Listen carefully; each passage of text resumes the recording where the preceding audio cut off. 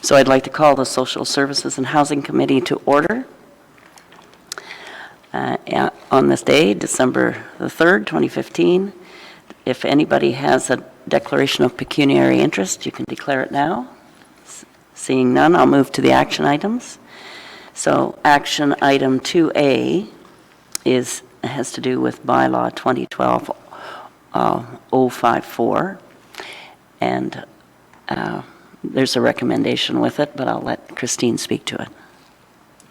Sure. This is really a housekeeping item.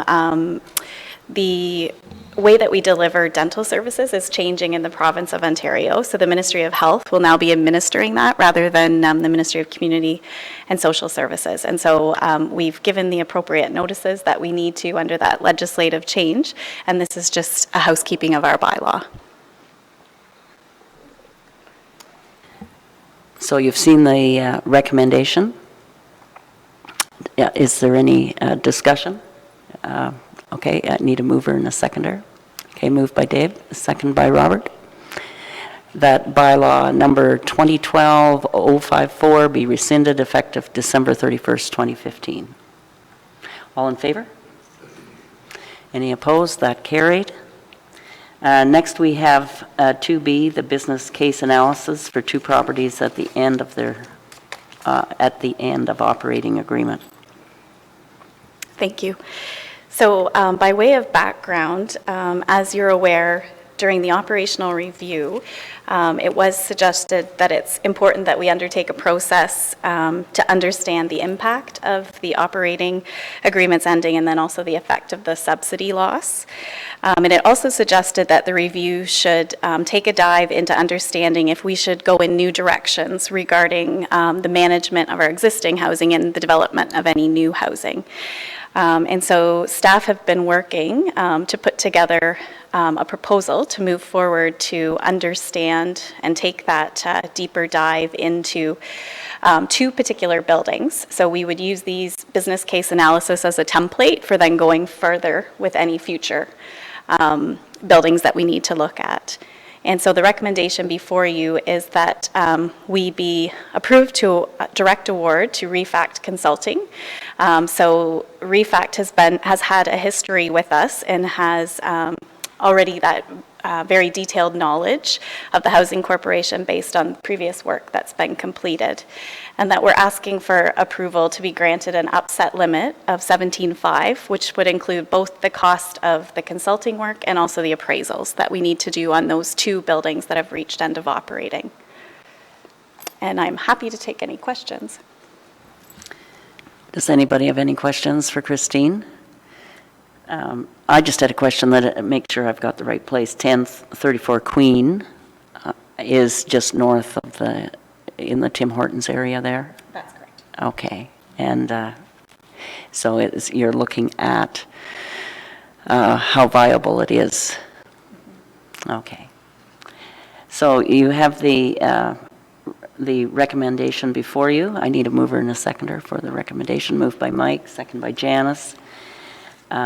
That we approve the recommendation and the upset limit of $17,500 for this. All in favor? Any opposed? That carried. Next, we have the Bruce County Housing Stability Fund. So that's C. I'll turn it over to Christine for it. Thank you. The staff working in the Housing Services Division under Tanya's direction have done a review of the services that we provided in the Housing Stability Fund in 2015. And that funding is under the CHIPPE program, the Consolidated Homelessness Initiative program. And having gone through that review, they're making a few recommendations that are before you. The first one is that we align our income levels to the same income level that is used for the OESP and LEAP program. So that will cut down on some administration because we will, beginning January, be administering that Westario, on behalf of Westario, those two programs.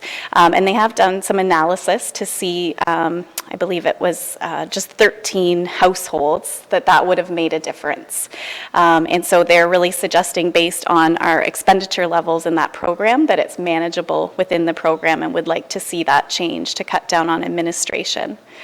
And again, similar vein regarding the first and last month's rent be expanded. Currently, we are only helping with last month's rent. And so that still poses a barrier for some people that don't have the cash up front for that first month that they're moving into a unit. And lastly, the other part of the recommendation is that we look at changing the assistance for singles and couples up to $900 and for families up to $1,400. Again, those are slight changes, which we believe the program can manage in terms of the expenditures, but it will just provide a little bit more assistance. That's a much more sustainable program for solution, for most of the families that are involved. And happy to take any questions. Any questions for Christine? Mike?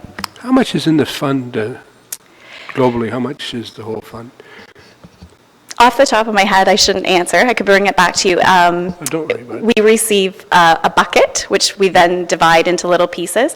Housing stability is approximately $140,000 for that section of the fund. But It was 3 separate funds at one time, and then it was consolidated into one, this housing stability fund, right? I believe actually originally Okay. there was 5 different 5, programs. yeah. There was the rent bank program, there was the CSUM program, and a bunch of other little buckets, and they've all come together. And so that's been 2 years now. Any other questions? So you have the recommendation. Could I have a mover and seconder, please? Moved by Paul, second by Mitch, that we approve the recommendation regarding the Bruce County Housing Stability Fund and other information there. All in favor? And none opposed, so that carried. And the next, we move to the information items. And the first one is the Employment Support Program Review. And if you have any questions for Christine, and if you want to give a little summary first. Thanks. Sure, thank you. So this information report was written by Nancy Reinhardt, our income maintenance manager, and it was work that was detailed out of the business plan. And so Nancy and her team have been working throughout the year to understand the trends that are occurring, and then to build some recommendations around what we're seeing. And so really what they've landed on in terms of recommendations seem to really fit with our strategic directions as we move forward, that in order to create more employment opportunities, we need to work on building some strategic partnerships and relationships in the community, and that we really need to expand our uptake of demographically specific programs that are already in our community too, so that we're serving the unique needs of each individual. And happy to take any questions if you have them. Any questions? The one thing I noticed was, that was underscored, was the lack of transportation is always a factor, making it difficult. Yes, it does continue to be a struggle for people.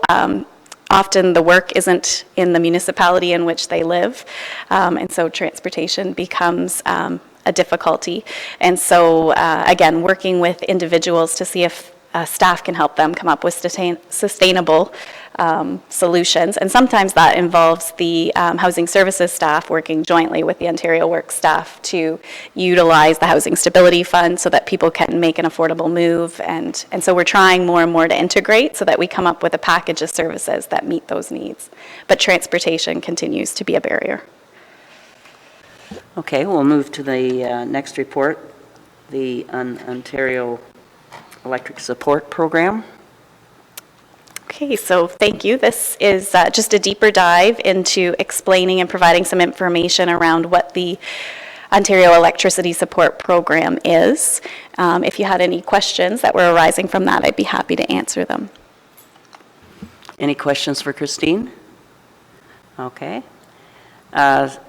Seeing none, that was for information, and the last one for information is the Quality Assurance Capacity Building, and I'll let you comment on that. Thank you. So again, the quality assurance capacity building is work that's coming out of the business plan as well too. The Children's Services staff at Brenda's leadership have been working on a number of items. In terms of looking at quality specifically, they've done some pilot projects in 2015 to really understand how do you apply that knowledge around quality. So people often have opportunities for training and are learning new information, but how do you actually make sure that that becomes applied within our childcare centers and other programs that are providing services to children. And so going forward, this has given them good information to build the position that was approved in 2015 under the provincial funding for this purpose. And again, I'm happy to take any questions if there are any. Any questions? So, seeing none, our next meeting is January the 7th, 16. And I'll ask for a motion to adjourn. Or did you have something, Kelly? Sorry, Madam Chair, not a question, but I would like to ask Christine if you could give a brief announcement in relation to Brenda Wilton and the recognition with the Keystone Group. I'd be happy to. Thanks for reminding me, Kelly. Just recently, Brenda Wilton and her colleague at Grey County, Kathy McMurdo, were both honored with a Keystone Award, which is called the Friends of Keystone. And so they were recognized for their many, many years of service and the contribution that they've made for children in our community. So she was very happy to receive that award. Didn't tell me about it. I found out about it in another way, so very modest, of course, but we're very honored that she received that. So please extend our congratulations from the committee. Thanks. So I need a motion to adjourn. Moved by Robert and second by Janice that we adjourn this meeting of the Social Services and Housing Committee. And